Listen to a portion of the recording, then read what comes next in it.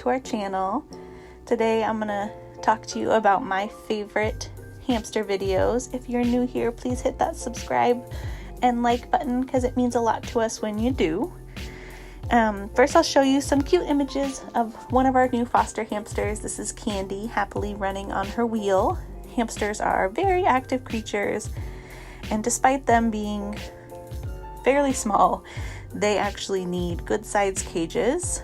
I'll put up an image of minimum requirements for hamster cages. These are US requirements because that is where we live. Minimum square inches for floor space is 450 square inches. And then for bigger hamsters, Syrian hamsters, it's 600 square inches. And all of my favorite cages are above the minimum for Syrians, just because then it's easier. You can put whatever species of hamster you would like to put in there. The first one on my list is the Preview 528 cage. It is 617 square inches. I like this cage because it's one of the few cages you can just order. It's ready to go. It's really easy to set up, and it's really easy to take down and store. The top part folds down really nicely, and I just like that it's ease of use. I don't have any hamsters in one right now, but I do have one stored away just because they're so easy to take down and store and use when needed. And then my next cage on my list is a Midwest Critter Nation, which is 900 square inches, which is a lot of space. And I really love this cage because both front doors open completely, so the whole front side of the cage opens, which makes it really easy to open the cage up completely and clean the cage and interact with your pet and change out anything in the cage you need to. The big thing for this cage is that it does need some modification to make it safe for a hamster. The first thing is it needs a bottom tray that's big enough to keep enough substrate, so you have to have a deeper pan.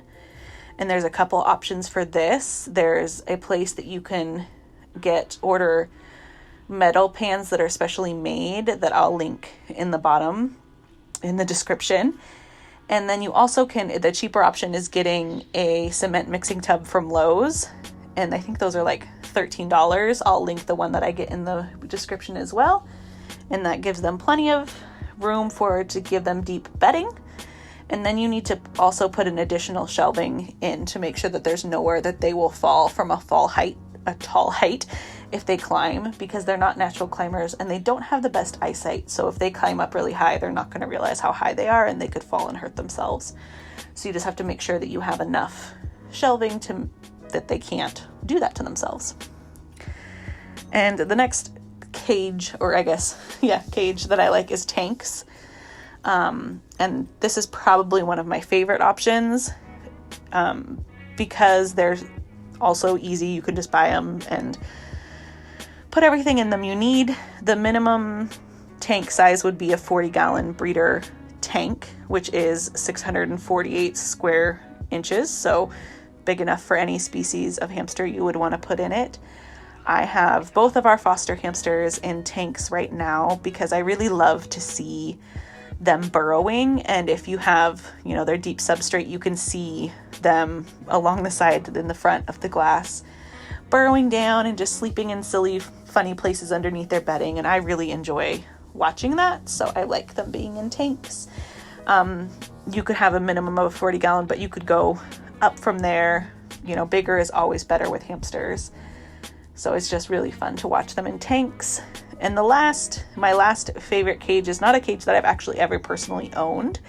It's a DIY cage. It's the IKEA linnmon and is 877.3 square inches. And Vanilla Ham does a really great tutorial video on how to make it. So I'll link that down in the description as well. And once I get brave enough to do a DIY cage, this will be the one I want to do.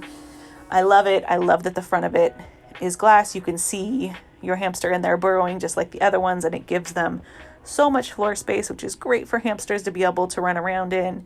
And I think it looks very nice. I like the whole aesthetic of the cage, and you can give them lots of options to run around in. I have not been brave enough to do a DIY cage as of yet. I have Midwest Critter Nations, I have Tanks, and I also have the Preview 528.